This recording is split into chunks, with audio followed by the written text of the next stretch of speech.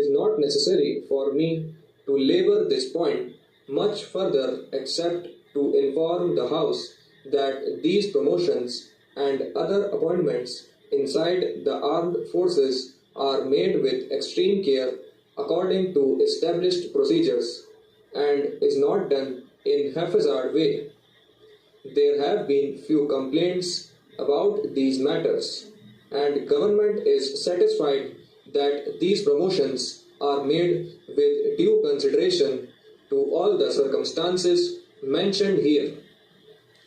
The next point of which numerous enquiries are made is in regard to the procurement of equipment. All of us regard that as an objective, that is to say, self-sufficiency in regard to the equipment and in regard to various other allied matters, but there again, defense equipment cannot be separated from the industrial conditions of the country.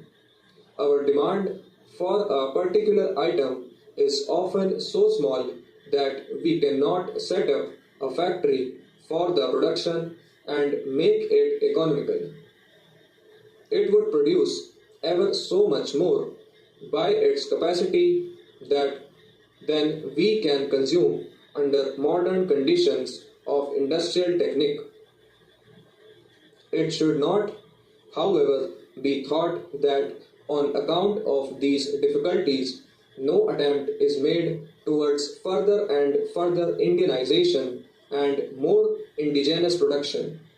At the present moment, a committee under the chairmanship of the Deputy Defence Minister has been going intensively into this question of how far in our various ordnance factories, in factories under civil production, and in other factories connected with the Defence Ministry in industry, and by the use of the defence personnel itself, it would be possible to make whole or parts of equipment in this country.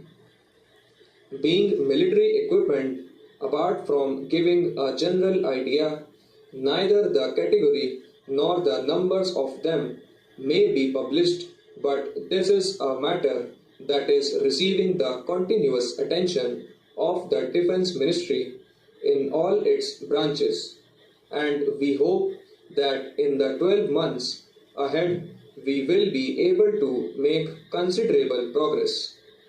I hope the House will accept this statement and the efforts that we are making as a planned effort in the direction of self-sufficiency.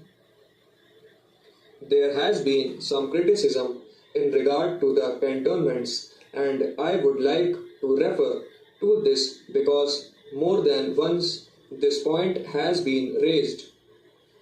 In his matter, Mr. Deputy Chairman, there is some misunderstanding about the position of these cantonments.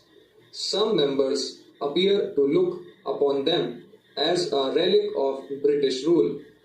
In any army like ours, these cantonments are essential. They are really military estates. Originally, they were so started because the army had to be kept isolated from the people, perhaps under the conditions which would keep them fit for the purpose.